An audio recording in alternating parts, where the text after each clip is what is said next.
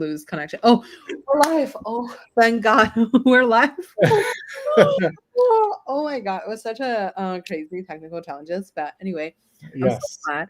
You know what? I was like literally binging through your episodes of like past podcasts you were on, your TED talk. I was like so impressed because like you were talking about like how you grew up without a dad, and then your mom is was like originally in the prison, and then have like 16 dog and cats that you're allergic to living with you.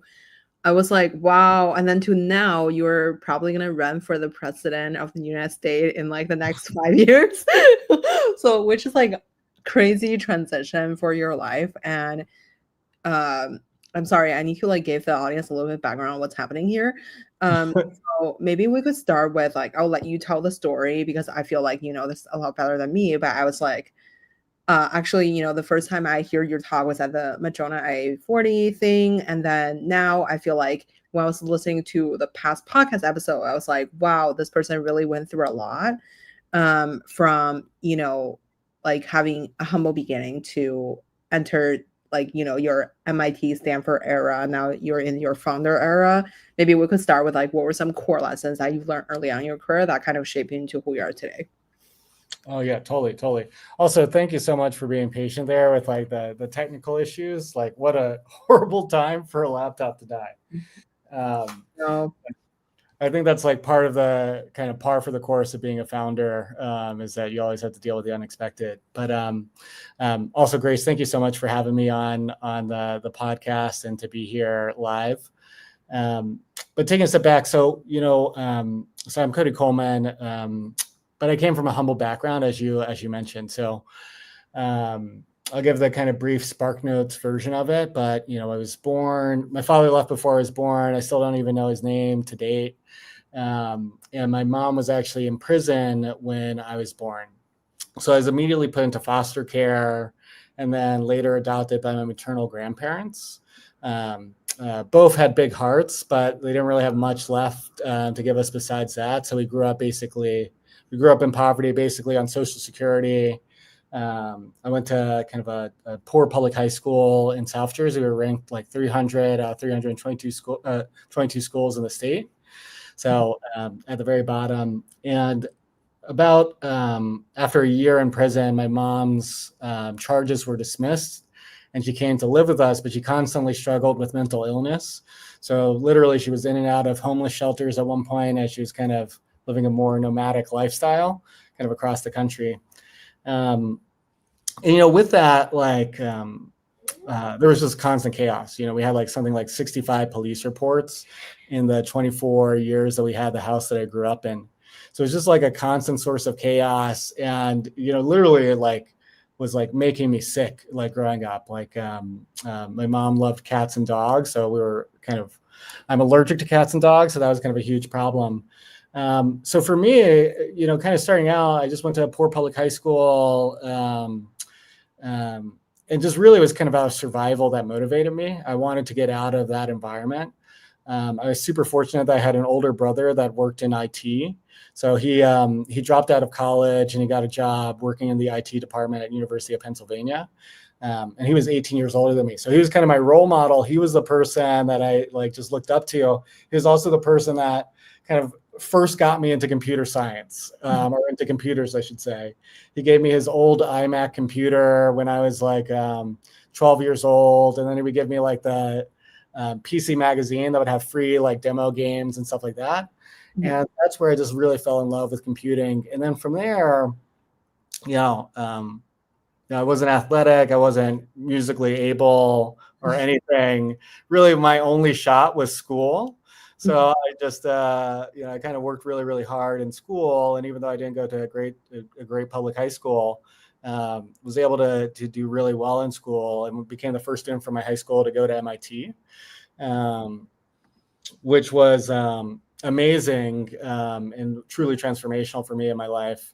But starting out, I kind of think of my life in these like 5-year journeys or 5-year chapters. And like MIT was that kind of 5-year chapter where at the very beginning of it, I kind of have this probably 2 personality traits that have been with me ever since that kind of end of high school, beginning of college, which is, being naively optimistic and endlessly positive. So, naively optimistic in the fact that like, some kid that like was born in prison could go to MIT. It's like, all right, I'll apply. And then, somehow I got into MIT.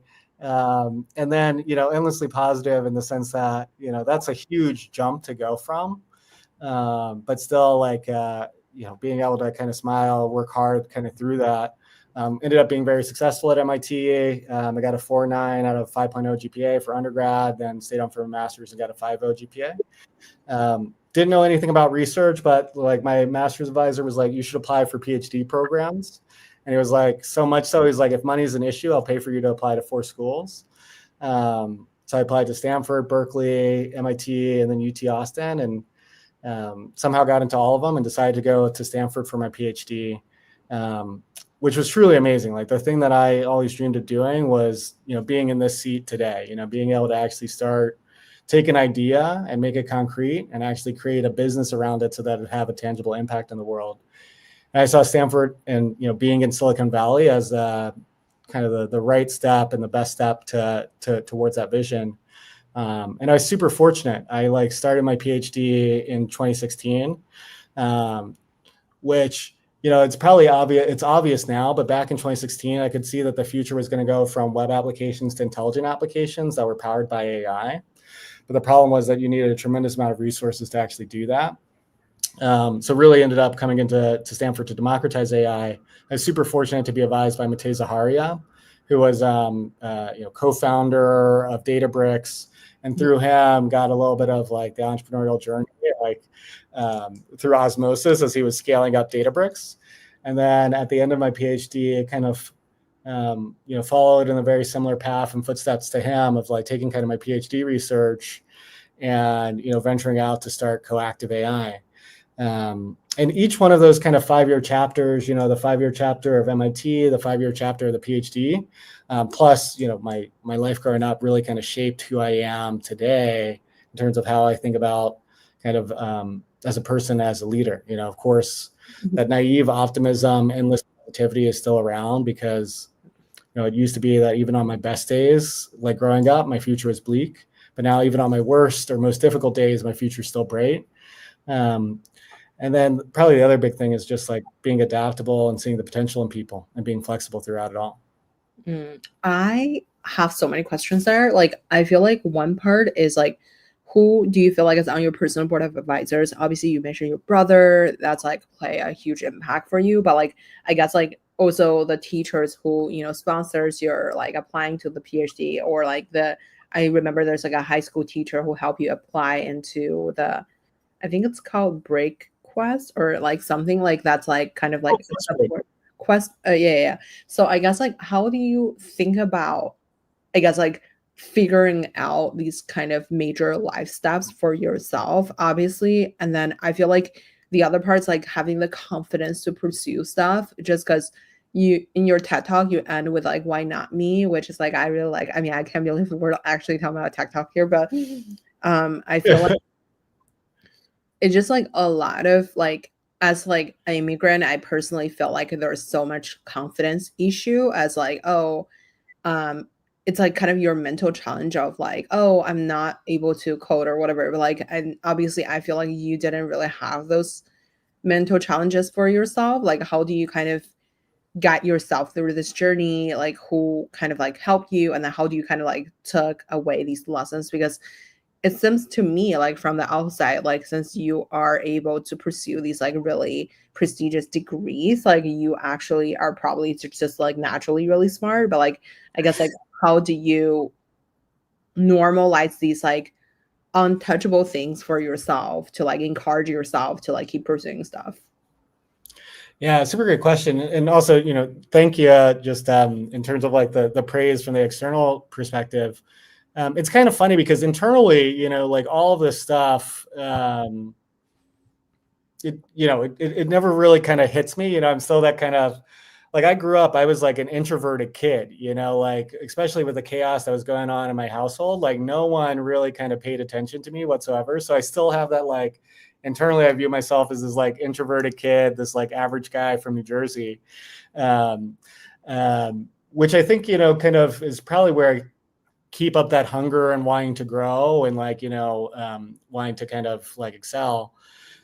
And I always struggled with like imposter syndrome and, confidence, all the way through MIT, Stanford, and even like in starting Coactive. It's like only until recently where I'm like, okay,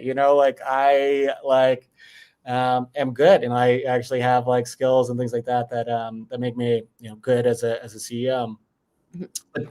But to your question about kind of like who's like that kind of board of advisors, and there's probably two things I would say. One, the silver lining of the fact that like I kind of grew up without like a real family, like no one was pushing me kind of growing up, like no one really cared that what I was doing or existed, whether or not I even went to school. There was even this like funny moment where I got a letter in the mail because like my grandparents just didn't even care about me going to school. So like I nearly missed so many days I was going to have to repeat a grade, even though I was like, doing well in all my classes. Like, oh my gosh, I can't get sick or can't miss any more school. And it was like very much this internal drive.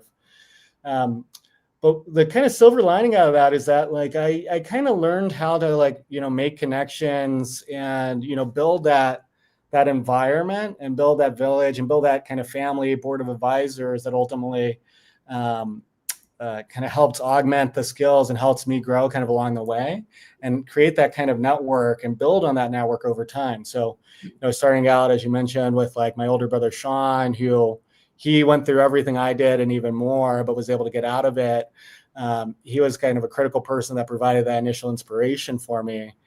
Then in my junior year of high school, I had this amazing trigonometry teacher that like noticed that my braces were falling off and stuff like that. And then she just basically stepped in as like my, unofficial adopted mom and helping me out and helping navigate kind of like all these different things. And then even like my senior year, there was this teacher, Norm Ingram, who's kind of like an older brother to me as well. But took an interest, even though he wasn't formally a teacher, he was just in the classroom. And he's been someone that, as I like, even to this day as CEO, I still ask him kind of questions, especially from a people perspective and things like that. And also kind of core to like who I am, so I don't lose track of the person I am at my core as I continue to go and achieve and like do more stuff. And that process of building in that kind of early stage, this, kind of started out with like, my brother, Sean, my teacher, Chantel, and Norm, my other teacher. It's kind of the initial board of advisors. One thing that made me realize is that there's genuinely good people out there that are like willing to invest in you and willing to like help you out if you make the effort. If you are vulnerable, you ask them questions, you're okay with sharing what's going on. And that planted that kind of initial seed. And then getting into like MIT kind of initially, which I thought I had like almost a zero chance of getting in, but it was better than nothing. So I figured I would apply. And somehow I got in. And then it's burned into my mind of like first day on campus at MIT and being like, what have I gotten myself into? I'm like lying in this like extended twin size bed. My feet are hanging off. I'm staring at the ceiling and I'm like, oh my gosh, I'm competing with like the best people in the world. Like, how can I possibly keep up? And the key thing that kind of, resonated with me there was that I didn't have to be the same person that I was in high school. Like I could create kind of a better version of myself and like build that over time. And also just being vulnerable, the same vulnerability that I had in high school, I could have that at MIT, taking advantage of resources, asking questions and things like that. Ultimately helped me figure out, like, ask the naive question. You might get a surprising answer and that'll help you navigate things. Plus, like, people generally like helping others. So then through that, I had my MEng advisor, Isaac Schwang, who was the person that encouraged me to do a PhD program and told me to apply and paid for me to apply to 4 schools, kind of joined my board of advisor. And then, going to Stanford and being advised by Matei, where Matei was just invaluable as, both, he's just truly an incredible individual, like both from an academic and a professional sense, just help in supporting throughout my PhD and then through the company. And then that same thing when we like raised our seed round for A16Z, and just in talking with like investors, one of the things that feedback that they gave us, things that they said that kind of stood out was just, the self-awareness piece of it, of just like, hey, there are these gaps, there are these things to learn, and having the humility to be able to take resources and ask questions was something that actually they like, I remember like, A16Z and Ben Horowitz, like they were like, that is like one of the single most important things for a founder, is to have that kind of level of self-awareness and humility to be able to, have perspective on where they are, where their gaps are, and be able to, find the right resources. And that showed up even from Ben Horowitz. He connected me with this amazing mentor, Ken, who like Ben Horowitz referred to him as the Yoda that was on his shoulders, that like gave him advice and helped him navigate the whole world. And that became one of our first advisors at Coactive, and an advisor to me as CEO, which was incredibly useful. And to picture Ken, he's like 80 years old. He's this like veteran that has seen everything, .com, he started his own company, 08 recession, everything. And he's this person that can just like deeply listen and then reflect back, like, what's actually kind of going on and get perspective. And then even in our Series B, I remember talking with Stacy Brown-Philpott, and like realizing that going from early stage to growth stage, it was going to require me to grow and evolve as CEO. And I went into that during the fundraising conversation being like, hey, Stacy, you've been a CEO before. Like, I would love to get an executive coach that would help me kind of level up and go and navigate that journey. And then she connected me with Chris Holmberg, who has become like another amazing coach and on that board as well. Like literally this morning, I was calling Chris to ask him for, feedback on how I think about kind of navigating like a tough decision. And that has now become this kind of village and, this kind of network that I can reach on. I highlighted a few people, but the broader kind of network of people that have helped me out through the life is this kind of beautiful mosaic behind me that helps, that I call on all sorts of different things. I love that. I want to give the audience a little bit background on like Stacy and Cherry Rock Capital. So Stacy was the CEO of TaskRabbit, and then I believe the US also have another investor, which is like Steve Jobs. Yes. So I feel like you literally have like the all-star panel / all-star investor crew, from Ben Horowitz to like all these people. But I wonder maybe if you could give us a little bit overview on, I want to talk about like the Stanford entrepreneur ecosystem. So like, since I also live in Silicon Valley, I feel like there's a lot of like top talents out there, but like not many people knows how to turn like a research into a product and really monetizing off a product, or like actually have go-to-market strategy and stuff like that. So a lot of like amazing PhD students or like candidates that are like perfectly great at technology, but they are kind of like lack of ability to like either find someone who is like partnering with them. I'm sure all the MBAs want to partner with like anyone who's like technical, but I wonder from your perspective, how do you turn that research into actually functionable product? And then obviously you have a really strong like network of investors now, but like when you first started, like when you were doing the seed round situation, how do you kind of approach fundraising at the beginning? Yeah, super great question. So there's kind of two questions. One is like the Stanford environment and, just, making the leap from an academic perspective. And then the second's kind of more on fundraising and navigating that journey. Kind of to the first question, it's kind of funny. So like I did undergrad at MIT, and like MIT, also has like entrepreneurial stuff and things like that. But it is funny coming to like Stanford, and being in Silicon Valley. It's like just another level. Like I remember at MIT, we had kind of one program for, engineers to learn about entrepreneurship. Whereas I feel like it's almost in the water at Stanford. There's like a program for undergrads.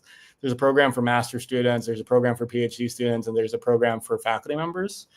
So it's really kind of like that same thing, that same idea that helped me early on, helped me at Stanford, where, I always had this dream of being able to start a company one day and be able to take an idea and have a practical impact. So with that, I did the Emerson Collective Scholars Program to actually learn about entrepreneurship and be exposed to that. And that was in partnership with Excel, the venture firm, as well, at the very beginning of my, or I guess in the middle of my PhD. And that was actually a really great introduction to get connected to the venture capital community, as well as also kind of understand, all the different aspects of entrepreneurship. Like, they had us talk with like lawyers, for example, so that you understand like how do like lawyers help you as like a founder and as a CEO, all the way to kind of marketing team, so you could understand all of that, which was super, super helpful. And then I think just like, one thing, this goes for fundraising at any level, whether it's seed, Series A, Series B.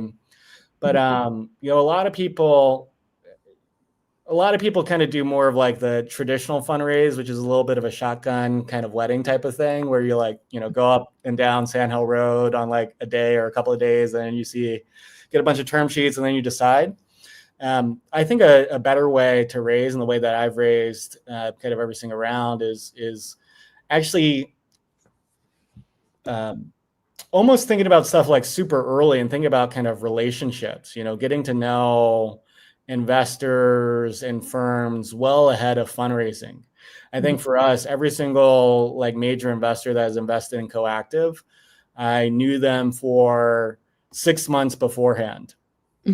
And even in the case of like our seed round, kind of what ended up happening was the last year of my PhD. So I always wanted to graduate in 5 years, because I never wanted to be like still in school past the age of 30.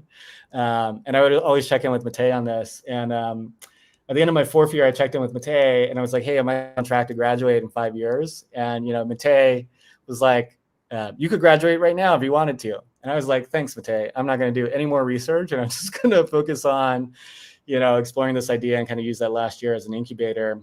And I was funded through the Iconic Capital, or Iconics Open Philanthropy Initiative.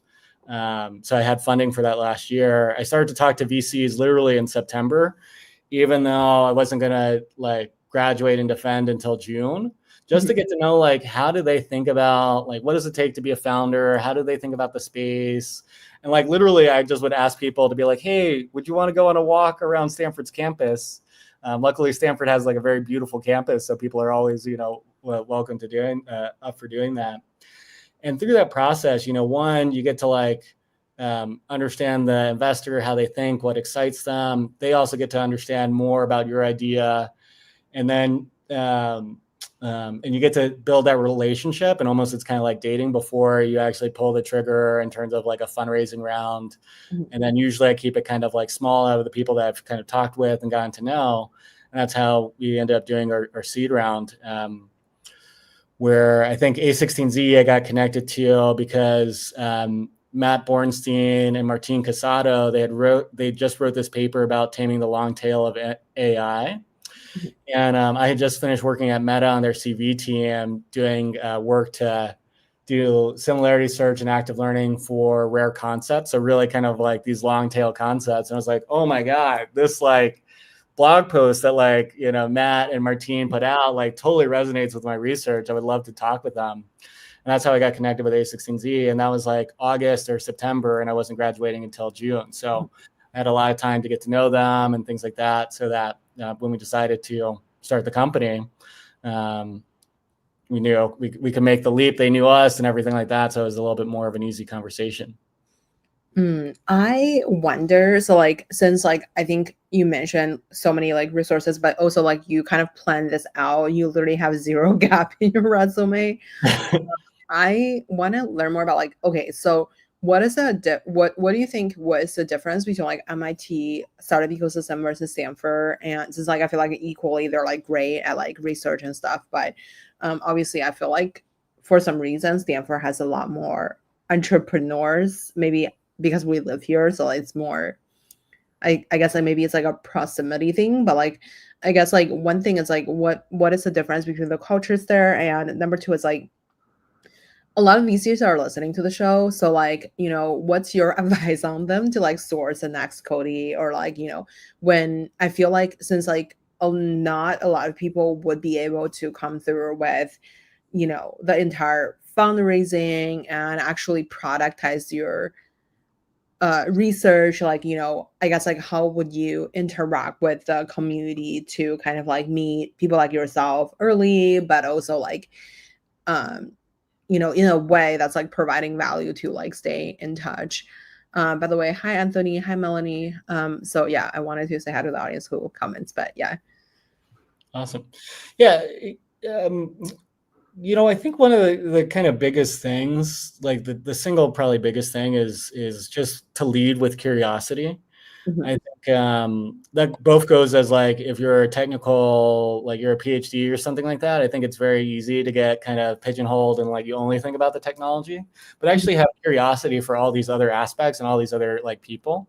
And that's one thing that's kind of unique about like Stanford. I think is this proximity. I think the proximity to, you know, all these amazing founders and investors and operators in the ecosystem, which are like, you can literally, and especially like coming from a, you know, a top school like Stanford, you can just like email people and be like, hey, I am, you know, thinking about doing a research project on X or like whatever it is, and just reach out to people. And people are pretty friendly. Like that's the biggest thing that I would kind of say to technical folks. Like if you're doing a PhD in computer science, just like reach out to people and just invite them to coffee, you know, to just kind of learn about them and be curious. And similarly for kind of from an investor standpoint, like if you're an early stage investor that wants to invest into, you know, AI infrastructure, deep tech, like go to Stanford and like hang out, you know, go to events and stuff like that, you know, talk to students. You know, I think Bites Cafe is like, you know, right across from like the Gates building and stuff like that. And just be curious, you know, just have kind of curious questions. Of course, what you probably want to do as an investor is you want to make sure that you're doing some of your homework on like understanding the AI space and stuff like that, so that you have questions to ask and you're not, you know, overly kind of asking someone to teach you stuff. But you do that work, get curious about the field, get curious about kind of what's going on, read blog posts that are coming out of like Stanford and stuff like that, follow up with the authors and things. And I think that's a way to actually lead with curiosity and build a relationship well ahead of any transaction. Mm.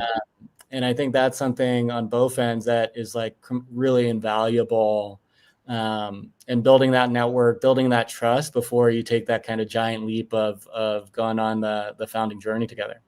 For sure. I want to start with, you know, your current company.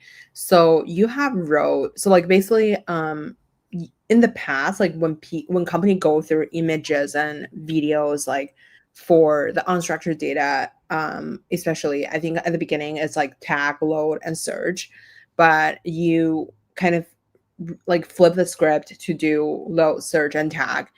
Maybe we could start with you know, you gave the audience a little bit background on Coactive, and we could talk about like, you know, how do people traditionally search video and images to like, you know, how you are doing it differently. Yeah, totally. And you know, maybe one thing that I'll do is I'll take kind of just a step back. Like ultimately, our vision with Coactive is to, you know, to basically be the Databricks of visual data. You know, Databricks made it incredibly easy to analyze and search, you know, big data. Where big data is traditionally kind of structured data. We want to do that same thing at Coactive, but for visual data. We want to make it easy to search and analyze images and video at large scale. And you know, in doing that, you know, the historical process is that you had to like kind of tag all of this content through kind of manual annotations. And like literally that's kind of still the status quo within industry today at like, large media companies, retail, these big enterprises. Well, like I go into these customer conversations and it's like, day in, day out, they're like, we have a team of hundreds of annotators looking at every single piece of content that's uploaded into like their system and doing all this hard work kind of over and over again. And it's incredibly tedious, expensive, and just painstaking work. But now, because of AI, we can kind of flip that process on its head, where a lot of the heavy lifting of actually understanding the content can be done leveraging, multimodal AI models to get you, maybe 70% of the way there. And then it really comes down to, going from that 70% to that 90, 95% that you need in like these production enterprise applications to be able to understand their taxonomy, their characters, their IP, where you can use other AI tactics on top of that to really kind of have this compound approach that makes it very seamless and easy to fit into these existing workflows. And it's been great, because of the fact that we work with media companies. We work with NBC. So we helped NBC, they were celebrating the 50th anniversary of SNL, Saturday Night Live. And they were able to send all that content to us and then be able to search, in less than a second and find, moments of Will Ferrell and like more cowbell.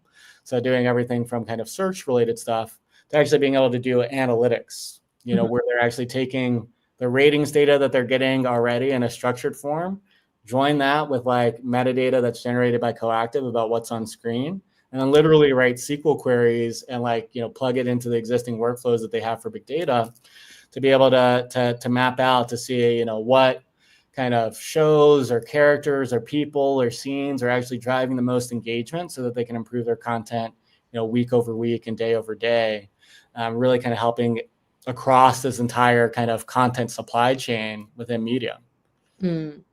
I wonder, okay, so one of the audience, Gorange asked, are you using video embedding to power the search, or it's more of metadata based? Yeah, so super great question. The answer is it's both, especially when you think about these kind of production applications. Like embeddings are, a critical necessary part of doing, and again, they get you kind of that 60, 70% of the way there in terms of being able to find the things that you're looking for. But to actually do production applications, you need to be able to generate kind of specific information so we can generate additional metadata. And we do that in an intelligent way on top of the embeddings to make it really fast. Plus, you also just need to ingest traditional metadata. You need to know like rights information, for example, like, do I have like who has rights to this content, things like that. Is it, available to be broadcast in the UK or is it only the US? Like you need to actually have all of that information, or you might need the title and, the description of the content, and actually being able to feed all of that in is really critical to get to the level of visual understanding that production enterprise applications need. I wonder, so like I chatted with the 12 Labs founder on the pod too. So like basically he was saying like in the past when people were searching, well, this is what I remember, I could be completely wrong, but so when so in the past, like when people search like an image, it will like I guess like the technology would be like labeling them as like a term, and then like when you are searching on the video, typically it's like term to term and then translate into that image itself. But what they're doing is like they just search the image, so it's like more, I guess, image based. Like I guess when I was like looking at your looking at Coactive's website, so it seems like it's also search term driven. So like I wonder if you could like, maybe I'm non-technical, so maybe I could be like completely like hallucinating here, but like I wanted to maybe start with like, maybe if you could explain the technology itself to, oh my God, what is happening? Sorry. Like I'm trying to showcase your website, but like there's 400 things that's popping up. Okay. So for example, like if you could give us like maybe you could also share a screen to give us like a quick demo of the product itself on like, how is it searched differently than the traditional search, and then we could talk about business model too. Yeah, totally. Sadly, because of the fact that my computer just decided to die, I won't be able to do like a live demo. But I can talk about this kind of at a high level and dive into some of the details. Actually, maybe if you scroll down on the website.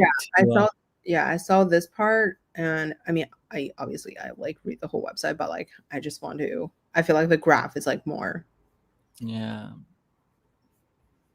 Yeah. Okay. Well, maybe we can actually go without the website and I can just talk about it. So the way to kind of think about Coactive and the way to think about, let's say, intelligent applications for multimodal content, is there's kind of a number of different pieces that go into this. So like foundation models like 12 Labs, or Google Gemini or Amazon Nova, or open source variants of Clip. I kind of almost think of them like the CPU that you would have in a computer.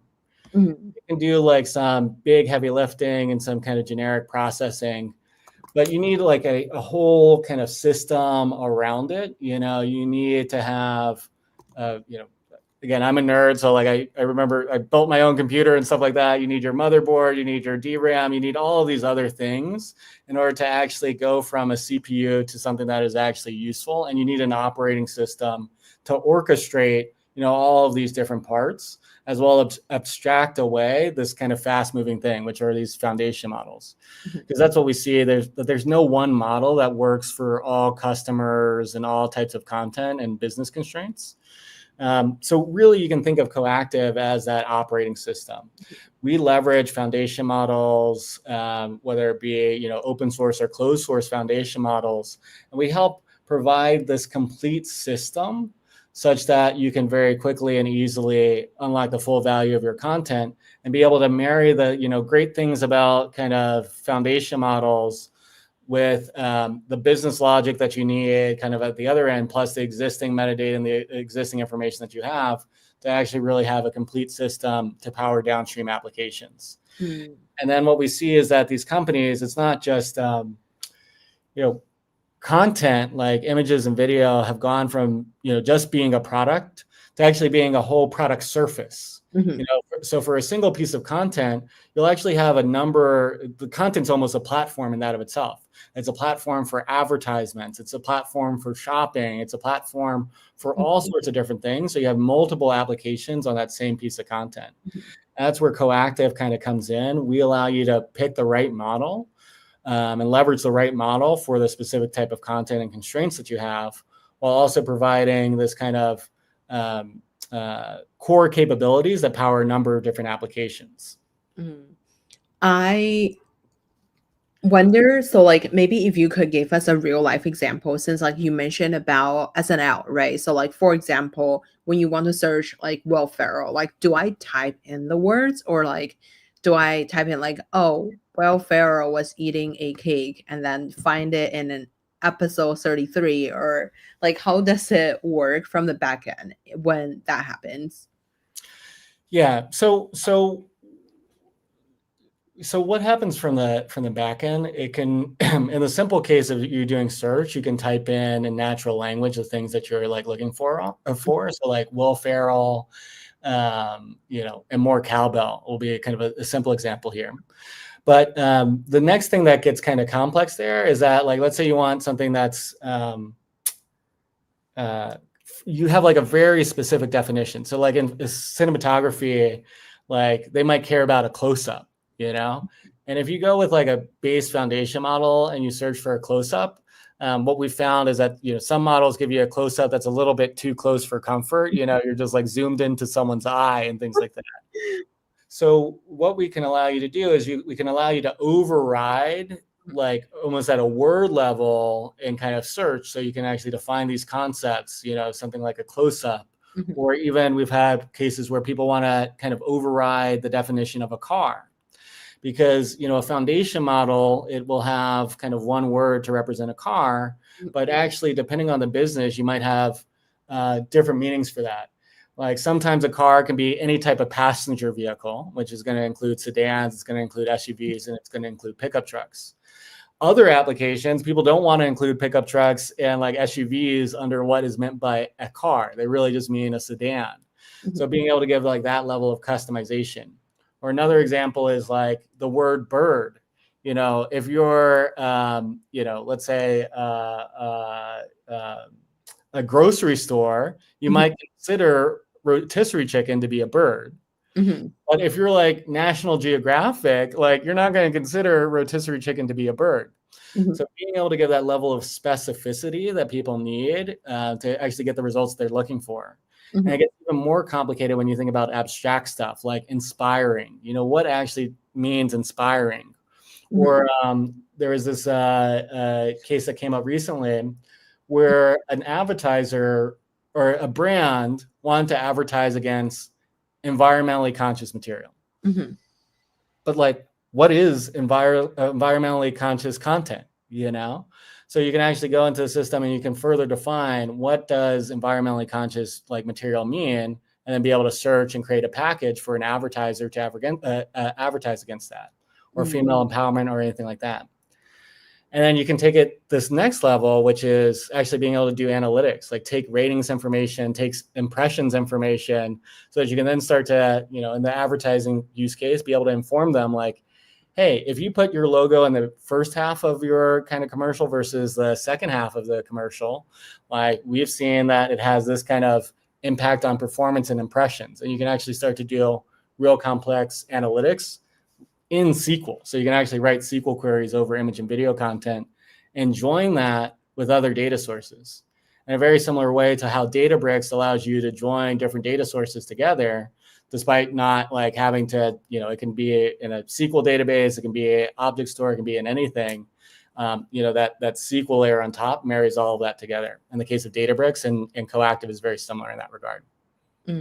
I wonder, so how do you do the last mile of searching? And then how do you search someone's like emotion? I feel like that's been very popular since I went to like a bunch of like Stanford poster session. A lot of people are doing like emotion thing like from 4 or 5 years ago. So like, or like maybe even 10 years ago. So like when people walk into a room and there's like a camera, see their like emotion, detect like the emotion of the person. But I guess like since you have done a few researches in that area, I don't want to butcher the research name, but like I think it's DAWNBench and MLPerf. Like, so like I think those are like, I don't know if it's your company or it's the research. Obviously I feel like it's the research, like, because it's like in the Dawn lab. So like, why don't we talk about what was your research focusing on, and then how does that kind of translate into the product itself?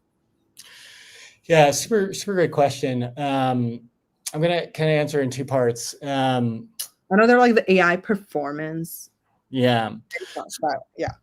Yeah. So when I think about Coactive, when I think about kind of our core differentiators, there's two parts. One is, before any AI touches the content, making sure that you're able to process that extremely efficiently and to make it very easy for an AI model to ingest. And that's where my work on DAWNBench and MLPerf comes in for that.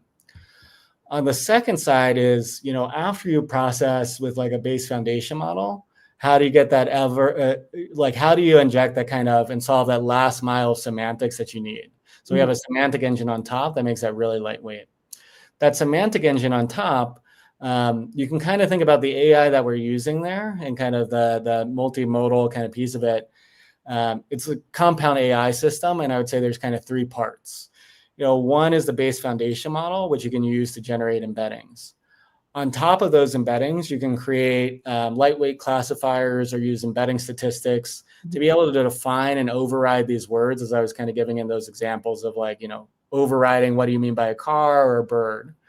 And then the additional thing that you can do is like in some of these cases, these abstract concepts, and to make it easier, you can actually use reasoning models to help go from something that's like an emotion, like inspiring, to actually having a reasoning model help you suggest what are the right kind of words or examples or things like that to really kind of crystallize what do you, Grace, mean by inspiring versus like, you know, me, Cody, like when I talk about kind of inspiring, and get to that level of clarity. And you can also use these reasoning models to help, you know, do kind of post hoc checks, like, is this result, like given this query and given these results, is this bias? You know, are we detecting some bias here? Mhm. And this comes up like if you're a major kind of like, you know, news provider, you need to be kind of unbiased.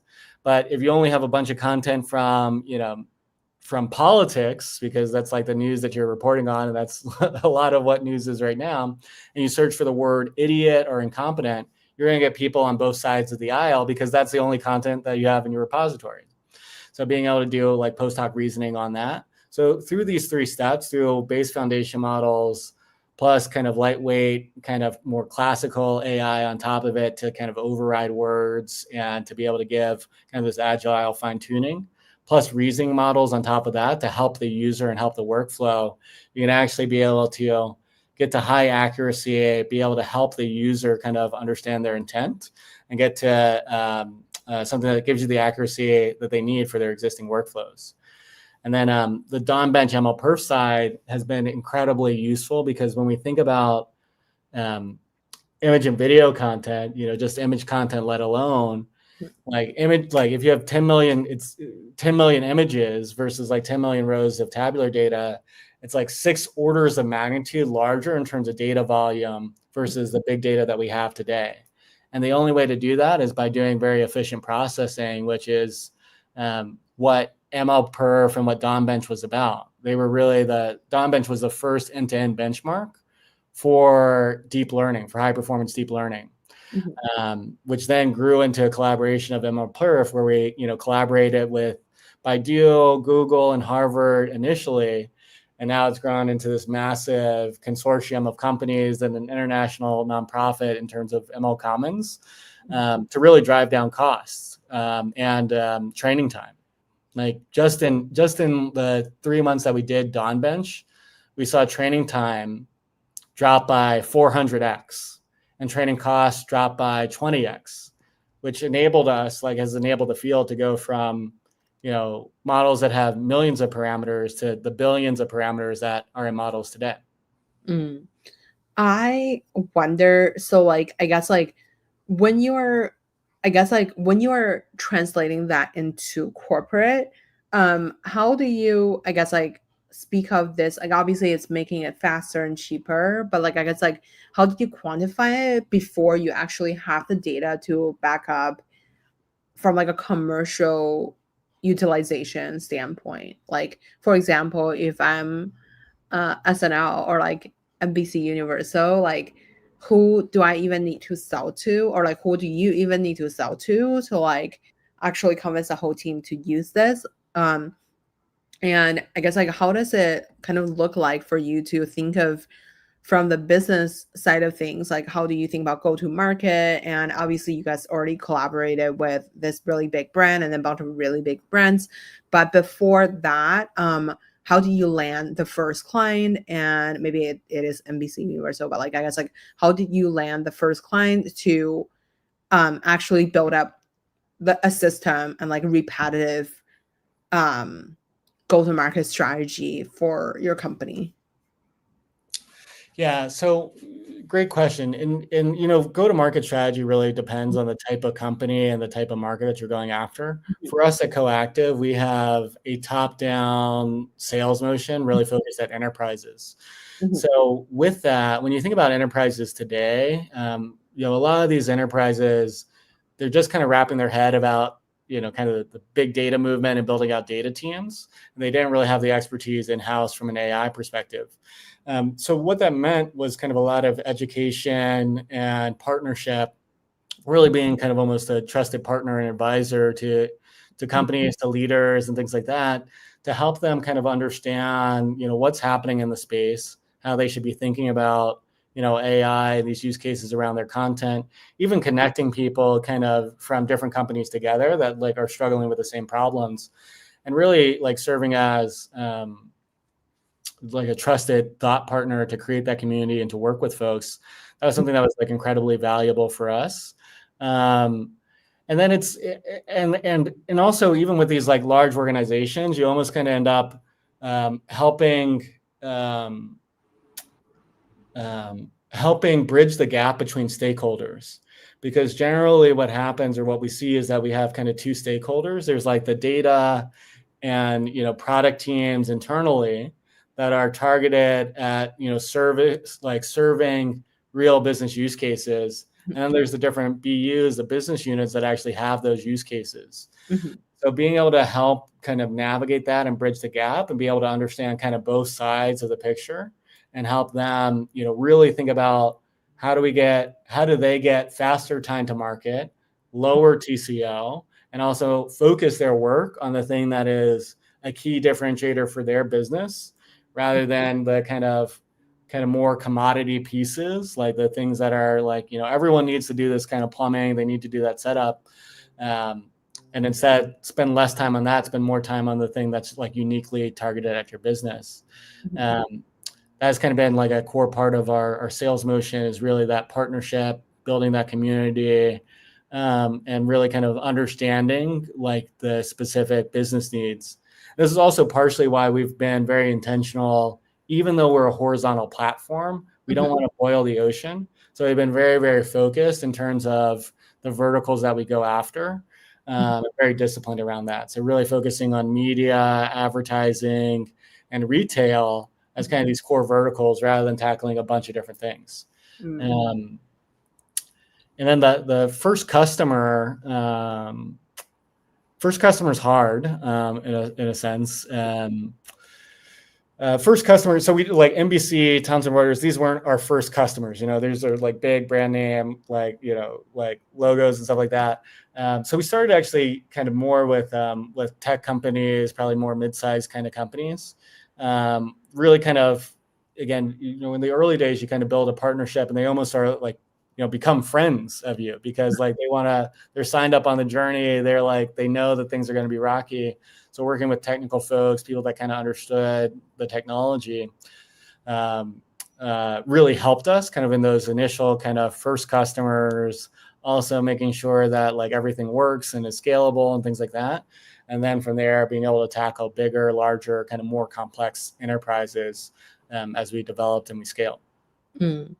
I wonder, so like, I guess like from, I guess at the beginning, do you feel like the use case has been changed since like when you first started the company, where the use case always been like, I guess like from the demo, like maybe like a year ago or something, I saw that you guys were like tagging a lot of different data for different kind of companies. I guess like since tech company is very different than entertainment company, like what was the tech company's use cases like typically be? Obviously, I'm sure it's like tagging the images and stuff like that, but I feel like the sales motion or like the function was probably very like different than if you're like selling to like a entertainment company. Yeah. So there's probably two things there. So one, kind of the initial observation that we had around kind of content was this metadata problem. It's a shame that I don't have my computer. I would show you the original one pager that we used to like pitch Coactive and things like that. But like fundamentally, we saw it as kind of a metadata problem and the lack of metadata for content. Then there was kind of a period where we switched to think about like search and semantic search and helping kind of people there. And it's kind of funny, but we've actually come back and like our customers in the market have come back to be like, we actually really want metadata and semantic search is not enough. They need to have metadata because when you think about these enterprises, like they already have existing workflows, existing things that depend on metadata and working there.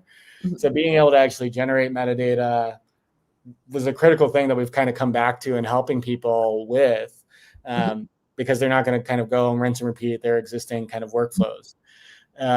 Because there's a whole change management perspective that you need to think about with larger enterprises. And that's kind of one of the big differences of like the big, large enterprises versus kind of your more traditional tech companies.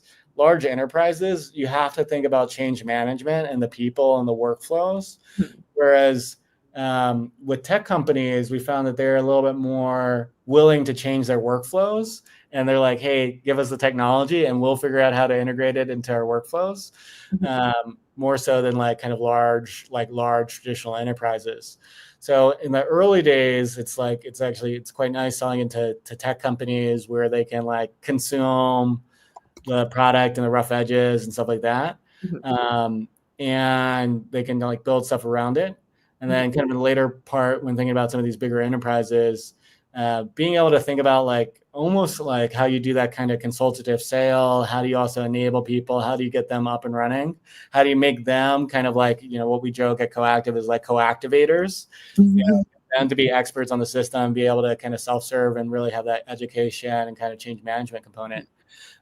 Which comes from having like, my co-founder, Will, he's our field CTO. He runs our sales engineering and field engineering effectively kind of broadly. And it's really kind of very critical to have that for these larger customers to kind of work with them and make them set up for success. For sure. I want to be mindful of the time. Maybe we do like one real question and then like quick 30-second fire round for you. Yeah, totally. So one real question is like, how do you price your product? I think that's kind of like a very big and general question, but it's like, at my own conference, so I hosted my own conference in April. So a lot of investors are seeing a really big change from, SaaS based pricing model, aka like, you pay X, you're like per seat or whatever, but like to outcome driven model. So like basically people are paying for whatever AI is like using to replace their actual human being and stuff like that. As a founder, how do you price your own product? And then do you price it differently in different industry, or like how do you think about pricing in general? Yeah, totally. So, this is like kind of true with like all aspects of being a founder, is that you have to be adaptable. And the same thing with pricing. There is no silver bullet, like this pricing model solves everything. You really have to kind of understand the market. How do people think about kind of the cost today or the opportunity or the growth that you're kind of driving? What kind of mental models do they have from a pricing perspective? And that can change over time. My bias for early in the journey in Coactive, you bias for stickiness, and you try to make sure that like, pricing, you're getting, compensated for stuff. Like people are like, you're testing willingness to pay, but you don't over optimize it to get like every single dollar that you possibly can. Really what you care about in the early stage is like, is stickiness, making pricing simple so you have high velocity sales and that people can start using the thing more and more. So we did kind of a simple consumption-based pricing at the beginning, which was like, very welcomed in comparison to the like human kind of manual annotation costs that they were paying previously. And then over time with our customers, and as the market has evolved, as people are like, oh, this is driving real business value, this is where that partnership and that trust comes in, having kind of the conversations and working with your customers to talk through how do we evolve pricing and things like that. It's kind of funny. One of the things that I find the most exciting as like a founder and as a CEO is when our customers, we've had kind of many of our customers have come to us and they're like, we want to pay you more. Like you should be charging us more for this, And in the early days, you definitely want to have that kind of dynamic where they're so happy with your product and they're deriving so much value from your product that it's a no-brainer in terms of the cost. And then that could be an opportunity to partner with them to think about, do you do something that's more value-based pricing, comparing against labor rather than like the kind of pure consumption and kind of compute perspective or from a COGS perspective. And that's kind of the evolution journey. So you go from like, what are the COGS of it, and like making sure that you're not losing money, and that like, that's where you start out, to then thinking about kind of moving from like a COGS based kind of pricing model and consumption based pricing model to more of a value based pricing model as you work with your customers and you understand it. Totally. Okay, let's end with a quick 1 minute fire round. What's your favorite book? My favorite book is, I have two. So there's The Inner Game of Tennis which is an inner game of tennis, classic guide to peak performance, and then Getting More by Stuart Diamond. Oh, I'm like writing this down, getting in more. I'm pretty sure I have some of these books in my room, but I'm like, I've been like a big listener, so I listen to everything. So that's how I consume. So I have to like literally search them on Audible. Who made the biggest impact in your career? Oh man, these are tough questions. There's so many people that have made such massive impacts in my career. I think, Sean, my older brother, he was the initial spark, to all of this. He was the one that kind of, made me think that it was possible. And then, I have to give him credit, for being the first person. And then Chantel, who's become kind of my unofficial, adopted mom. She is my mom, my family, which has given me kind of support and just a backdrop and a place that I can go through the thick and thin of it. Who would you invite to your dinner party? Who would I invite to a dinner party? And I can pick anyone in the world? It's your party. Okay. I would love to do dinner with like Kendrick Lamar. Oh my God. Oh, sorry. He's like one of my favorite artists. I think actually like one thing, I mean, when you look at tech, like tech and art have been kind of intertwined from the very beginning, like video games and like Atari and stuff like that started a lot of kind of technology. You have like, you look at like movies and like Pixar, was technology married with creative. So I'd have like actually it would be great to have like a dinner party with like a bunch of folks like Kendrick Lamar. I think will.i.am is really great. Yeah. Oddly enough, invite me. Yeah, Grace, you would be there. We would like we'll do round 2 of this with everyone. So where can we find you outside of work? Probably running. Yeah, you run a marathon. Yeah, you mentioned like your goals for life was like to do like a $1 billion company, to do some like 1,000-pound challenge or something. Yeah. I was like, wow, this person is like very ambitious at life.